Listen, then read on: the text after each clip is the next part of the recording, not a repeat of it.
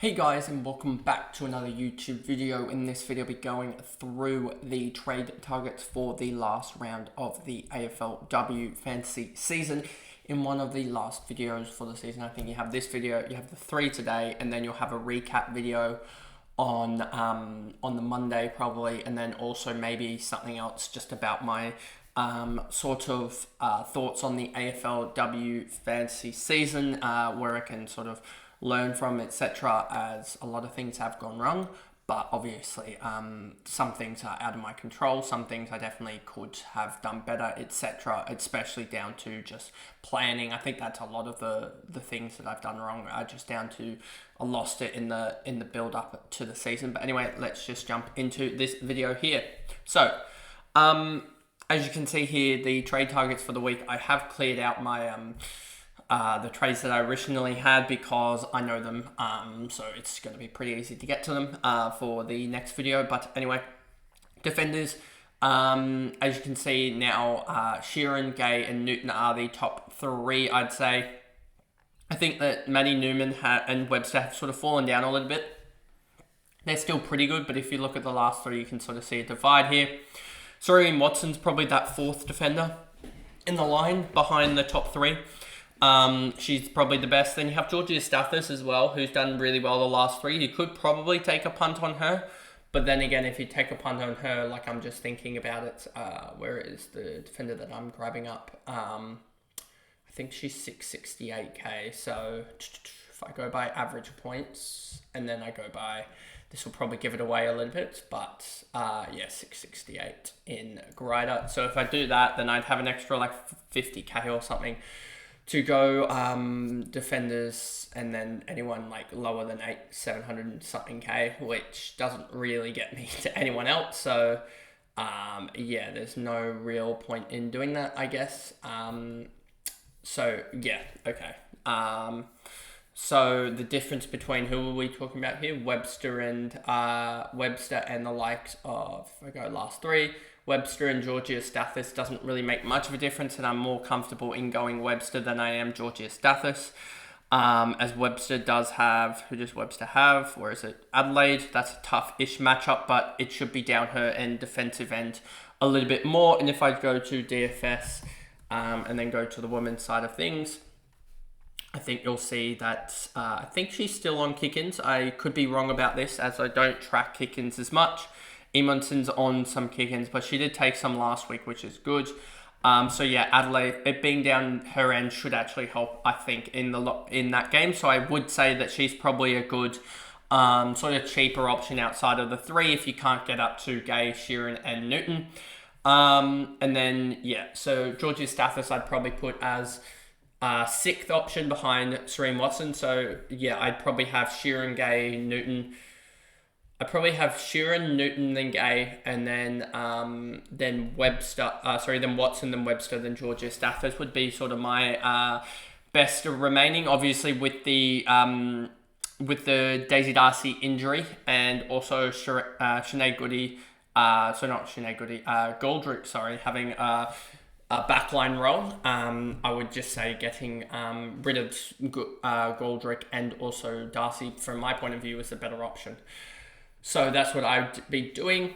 The midfielder role now, this one's probably where I'll take a little bit more time talking about it, given that there's a little bit more scope. Marinoff has Geelong. She'll probably still go 130 plus, given that her lowest is a 121 this year, and she hasn't dropped below 130 outside of that. 131, her lowest outside of that, 133, 135, 138, 136 as well. So there's a couple of 130s in here with a couple of big bombs of 170 plus scores, as you see there.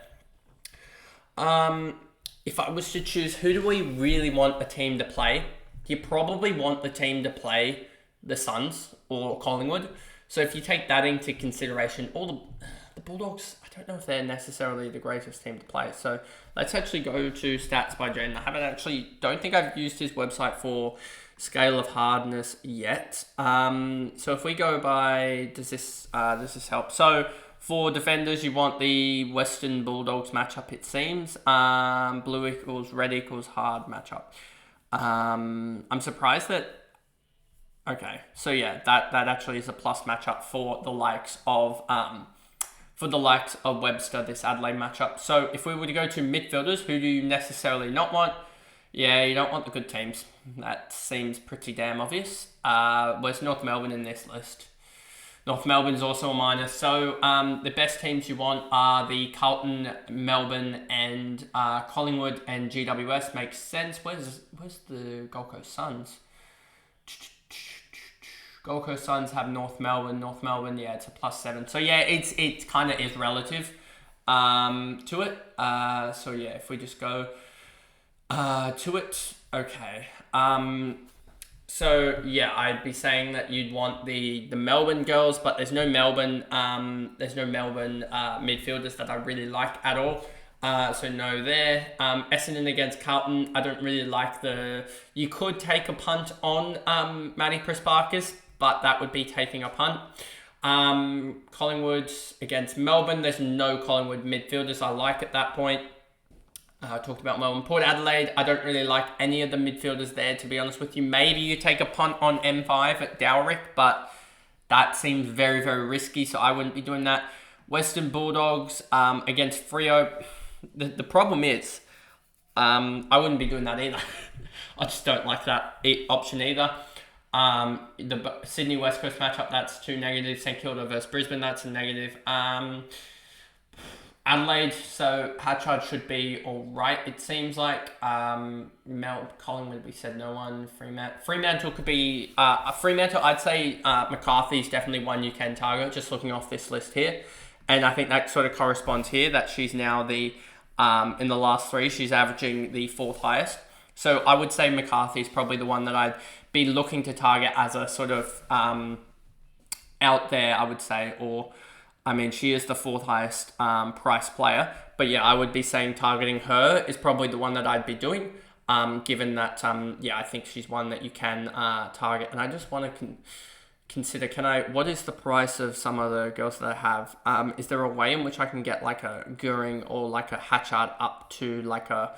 I could probably get them up to the likes of a Riddell or even a Garner. I will just consider that in the in between videos, but yeah, that's something I could consider as well. But yeah, I think McCarthy or even a Riddell at that price is a really good option for this week. I think those two would probably be the ones that I would think people would target given their price and just the matchup that they have. McCarthy and also Riddell. Then we go to the ruck line, and if we go to the fixture list, you'll see here, West Coast have Sydney. West Coast, it's a +10 matchup there. I mean, Sydney basically don't have a ruck.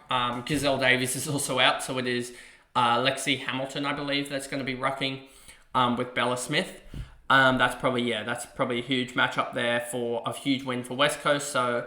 I mean, but they're just not going to score heavily enough. Who does Freo have? Freo have Western Bulldogs. That's a +2.1. It's a neutral matchup there. St Kilda don't go there. Port Adelaide have GWS. So Schultz should be a really good ruck as well to have. I think she goes better than the 55 she scored last week. So she's an option. But the ruck's pretty simple. It's basically, do you have O'Dowd? I would keep her if you do. Do you have Schultz? If you have her, then I would I'd go there. And then do you have Strom? Because I'd be keeping her. Those are basically the only rucks that are relevant, I would say, at the moment. So that's what I'd be doing. Then we move into the forward line, and the problem is this is very sort of it can be a little bit. I think not overshadowing a little bit, but it doesn't really tell the true story, I would say.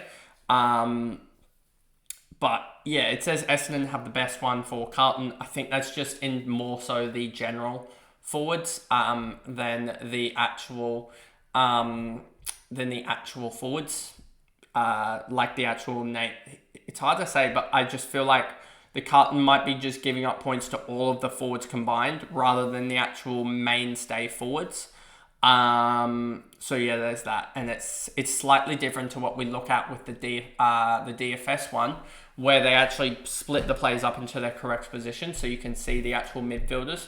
So the forward classified players that actually play in the midfield wouldn't be classified under the DFS model in the forward line, whereas I think they are for this one. So it's slightly off, I think. It might give a masked reading. Anyway, in the forward line, let's just do it through this way. I can just do it this way anyway. Forward line, looks like Kate Horse should be back, so I'd be grabbing up her. And Maloney's been one that sort of surprised me, I would say, in the last couple of weeks. She had a massive haul, and yeah, she's just one that's gone off the chain. Gould, Maloney, and then Hamilton, I think actually could be one that isn't masked. Yeah, Hamilton could be one that goes really well, just because she's sort of playing on ball, sort of not playing on ball, and so yeah, that could actually help her out, I would say. So yeah, I'd say that Hamilton is one that probably should be a little bit more friendlier than her average of 63. I think she could go like 70 against West Coast, but she's not one I would be necessarily selecting. I'd be probably looking at, I mean, Hoare has the perfect matchup. I'm going to have to miss her just because of the price. Parody, Fitzsimmons, Bodie, Saint, Richards. Saint could go large against GWS just because they are absolutely horrific. O'Loughlin could go large against the Suns because the Suns look in disarray, and she could easily put up a big score. But then again, if she doesn't kick goals, she's probably going to score a 50. McDonough, Ponta. Randall probably will put up a decent enough score, I think, against Geelong. She's just had a couple of down weeks in and around big scores, so we'll see what happens there. And then Bonnie Toogood's probably the one that I would target here. She's on the up at the moment. She's going to be one that's going to be first pick next year, given she's going to be in and around this price of... she's going to be in and around this sort of 650, I would say, sort of price range. If she averages around 50, which is what she's 45 at the moment, which is around about that sort of 600k marker. So yeah, we'll see what she averages in the end for next year, for the price point of next year. But she's one that I would target in the last game, given I think she can put up an 80 in this one. But that pretty much is the video there, going through the trade targets for the last round of the season, of the AFLW fantasy season. If you did enjoy the video, remember to like and subscribe, turn the notification bell on so you know when all the other AFLW fantasy content comes out to end the season, as well as the start of the BBL Supercoach season. So I'll see you guys in the next video. Bye guys.